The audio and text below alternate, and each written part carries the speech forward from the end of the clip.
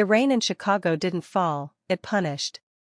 It was a freezing, sleet-heavy downpour that soaked through Alara Vance's thin coat, mocking the fact that she couldn't afford a new one. Alara stood inside Blue Diner, a 24-hour grease trap that smelled of burnt coffee and old regrets. She reached into her pocket and pulled out a single, crumpled $20 bill. It was the last of her weekly earnings after paying for her mother's insulin and the rent on their studio apartment. This 20 was supposed to be her bus pass for the next week and a carton of eggs. Then, she saw him. He was sitting in the corner booth, hunched over, his hair matted and his clothes, a charcoal coat that had seen better days, covered in road salt. He looked like a man who had reached the end of the world and found it empty. "Look, buddy," the manager barked, slamming a hand on the counter. "I told you. No money, no booth. This isn't a shelter. Get out before I call the cops." The man didn't move. He didn't even look up. He just stared at the empty tabletop with a hollow, haunting gaze. "I just needed a moment of warmth," he whispered.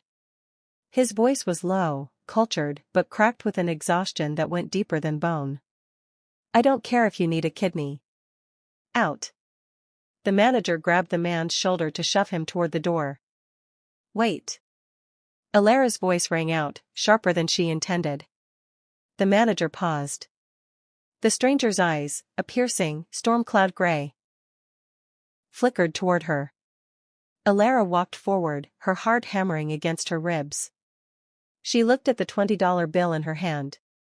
It represented 7 miles of walking in the snow. It represented hunger. But as she looked at the stranger's trembling hands, she saw a reflection of her own father before he passed, a man broken by a world that didn't care.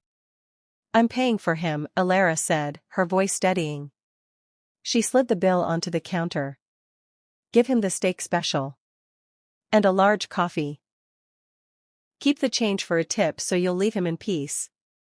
The manager grumbled, snatched the money, and stomped toward the kitchen. Alara turned to the stranger. She offered a small, tired smile. "It's a long night. You should eat something hot." The man stared at her as if she were a ghost. "Why?" he asked. "You're shivering. You need that money more than I do." "Maybe," Alara whispered, pulling her damp coat tighter. "But I've still got a place to go. Everyone deserves to feel like a human being for an hour." "Enjoy your meal, sir." She didn't wait for a thank you. She stepped back out into the freezing night, the wind whipping her hair across her face, knowing she had a 2-hour walk ahead of her in the dark. She didn't see the man stand up and watch her through the glass, his expression shifting from despair to a sudden, sharp intensity. 30 stories above the city, in a penthouse that breathed cold marble and silent wealth, Julian Thorne stood by the floor-to-ceiling windows. He was no longer wearing the salt-stained coat. He was in a silk robe, a glass of vintage scotch in his hand, but the gray eyes were the same. Julian Thorne was the CEO of Thorne Global, a man worth $11 billion. And 3 days ago, he had found out his brother and his fiancée were funneling millions from his charity accounts to fund a private estate in the Caymans. The betrayal had shattered him. He had walked out of his office, left his phone, left his security, and wandered the city in a daze for 48 hours, wanting to see if anyone in this world saw a man instead of a dollar sign. He had been spat on. He had been shoved. He had been ignored. Until her. "Sir?" Julian turned. His assistant, Silas, stood at the door, looking relieved. "We've been searching for you. The board is panicked. Marcus is already making moves to claim you're mentally unfit after your disappearance." "Marcus can wait," Julian said, his voice cold as the ice in his glass. He held up a small, damp piece of paper. It was the receipt from the diner he'd pocketed. "I want to know everything about the woman who was in the Blue Diner at 2 a.m. Her name, her debt, her dreams. Everything." "Is she a threat, sir?" Julian looked out at the city. "No, Silas. She's the only person who treated me like a man when I had nothing. She gave me her last $20. Now, I'm going to give her the world. But she can't know it's me. Not yet. 2 weeks later, Alara was struggling to haul a heavy crate of flour into the back of the small bakery where she worked her second shift. Need a hand with that? She spun around. Standing there was the man from the diner. He looked different. Shaved, his hair trimmed, wearing a simple flannel shirt and work pants. He looked like a rugged, handsome laborer. You. Alara gasped. You look much better. I got a job, Julian lied, stepping forward to effortlessly lift the crate. Doing maintenance for the building next door. I never got to thank you for that night. That meal, it saved my life in more ways than you know. I'm just glad you're okay, she said, wiping flour from her forehead. I'm Alara. Gabe, he said, using his middle name. Over the next month, Gabe became a fixture in Alara's life. He would show up at the end of her shifts to walk her home for safety. They sat on the fire escape of her building, sharing cheap sandwiches. Julian listened. He heard about her dreams of opening her own patisserie, about her father's medical bills that had drained her savings, and about her refusal to give up. He found himself mesmerized by her. She wasn't like the socialites he knew. She didn't perform kindness for the cameras. She lived it. One evening, Alara looked at him, her eyes soft in the moonlight. You're a good listener, Gabe. Most people just talk about themselves. You make me feel like I'm important. Julian felt a pang of guilt. He was living a lie. Every night, he left her and returned to his empire, directing billions of dollars with a pen stroke. But here, with her, he felt more alive than he ever had in a boardroom. You are important, Alara, he said, his voice husky. He reached out, his thumb brushing her cheek. The tension between them was electric, a slow burn heat that made the cold Chicago air vanish. While Julian was finding peace, a storm was brewing at Thorn Global. Marcus Sterling, Julian's COO and the man who had helped betray him, was suspicious. Julian was distracted. He was leaving the office early, dressed in common clothes. Marcus hired a private investigator. So, the king is slumming it, Marcus sneered, looking at grainy photos of Julian and Alara laughing on a park bench. A waitress? A nobody from the south side? She's clean, the investigator said. No record, hard worker. But she's vulnerable. Deep in debt. Marcus smiled, a predatory gleam in his eyes. Julian thinks he's found a sanctuary. Let's turn it into a cage. If the board finds out the CEO is wasting his time with a charity case while our stocks are fluctuating, they'll oust him. And if we can make it look like she's a con artist working him? Even better. Julian took Alara to a small, hidden community garden he had found. In reality, he had bought the lot through a shell company and had it landscaped in 48 hours just for this afternoon. It's beautiful, Alara whispered, touching the petals of a winter rose. I didn't know places like this still existed in the city.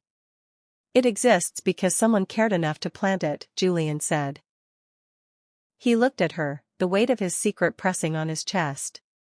He wanted to tell her. He wanted to whisk her away to Paris, to buy her the bakery of her dreams. Gabe, she asked, noticing his distance. What's wrong? I've spent my life surrounded by people who only want something from me, Julian said honestly. I forgot what it was like to just be with someone who wants nothing but my company. Alara took his hand. I don't need anything from you, Gabe. I just like the way you look at the world. Like you're seeing it for the first time. He leaned in, and this time, he didn't stop. The kiss was slow, tasting of desperation and hope.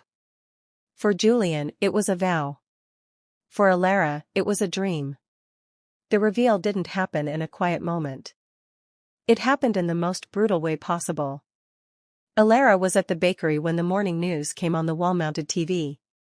Billionaire Julian Thorn, CEO of Thorn Global, seen here in a rare public appearance. Alara froze. The man on the screen was wearing a $3,000 suit. His hair was slicked back. He looked cold, powerful, and untouchable. It was Gabe. The reporter continued, sources say Thorne has been involved in a secret social experiment in the slums of the city. However, rumors are swirling that he is being targeted by a local woman, Alara Vance, who has been seen with the billionaire in recent weeks.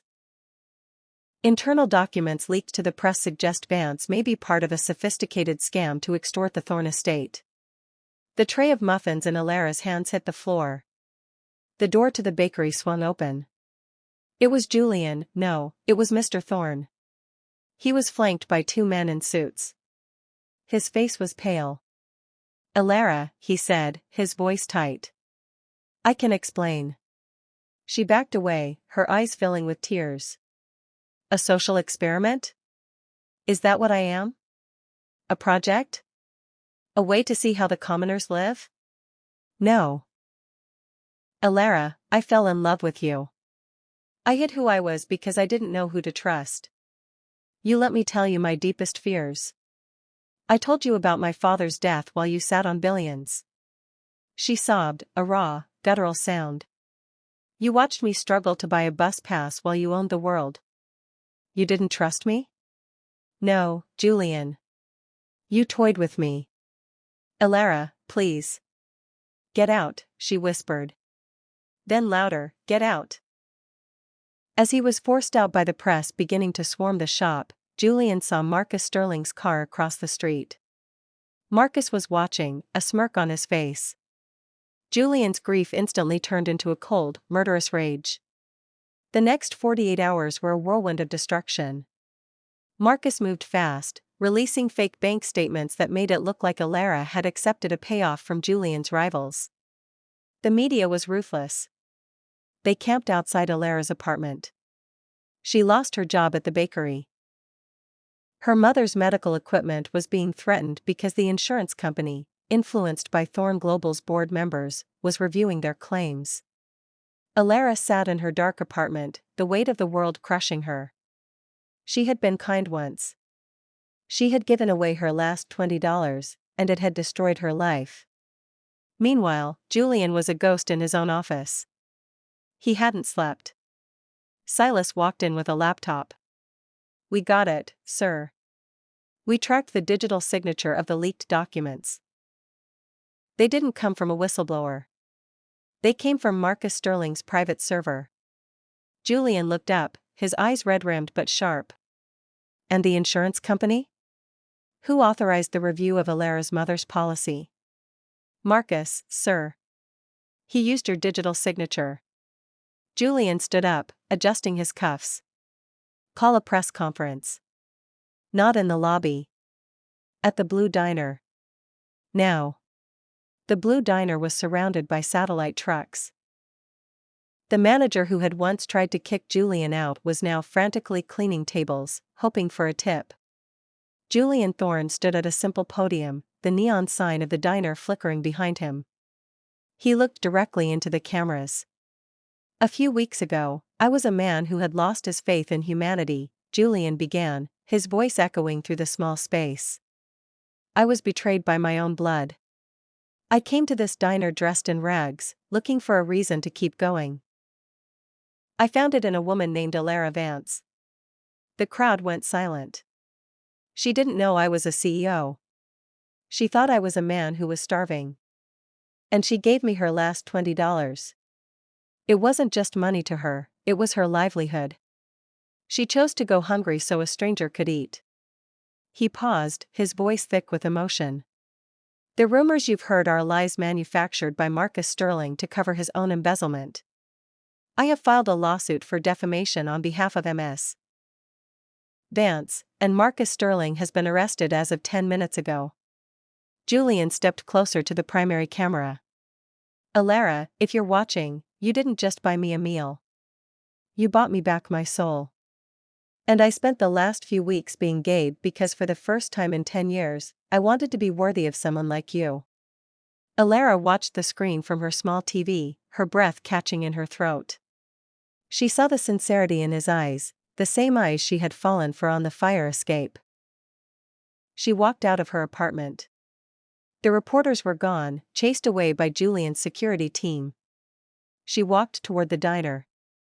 The sleet was falling again, but she didn't feel the cold. When she arrived, the crowds had dispersed, leaving only one man standing under the rusted awning of the diner. Julian. He wasn't in a suit anymore. He was back in the flannel shirt, looking vulnerable. In his hand, he held a small, gold-framed object. As she approached, he held it out. It was a $20 bill. "I can't give you back the time I lied to you," Julian said softly. "And I can't apologize enough for the pain I caused. But I want to spend the rest of my life making sure you never have to worry about your last $20 again." Alara looked at the bill. "You kept it?" "The manager threw it in the trash after you left that night. I went back and dug it out. It's the most valuable thing I own."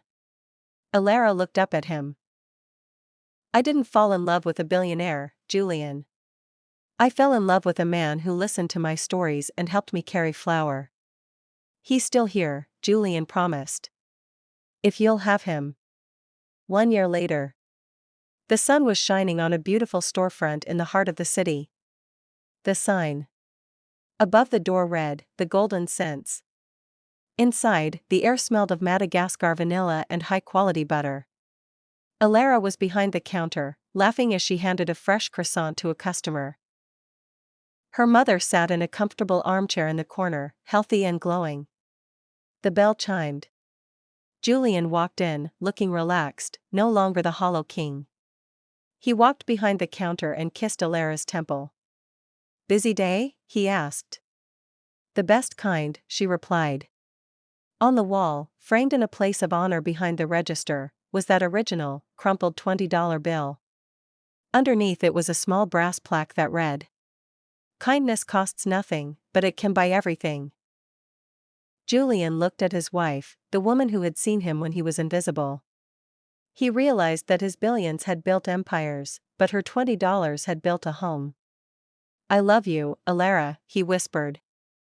"I know," she smiled, leaning her head on his shoulder. "But I still expect you to help with the flour crates." "Always," he promised. And as the city hummed outside, two souls who had found each other in the dark finally stepped into the light, proving that sometimes, the smallest act of grace is the greatest wealth of all.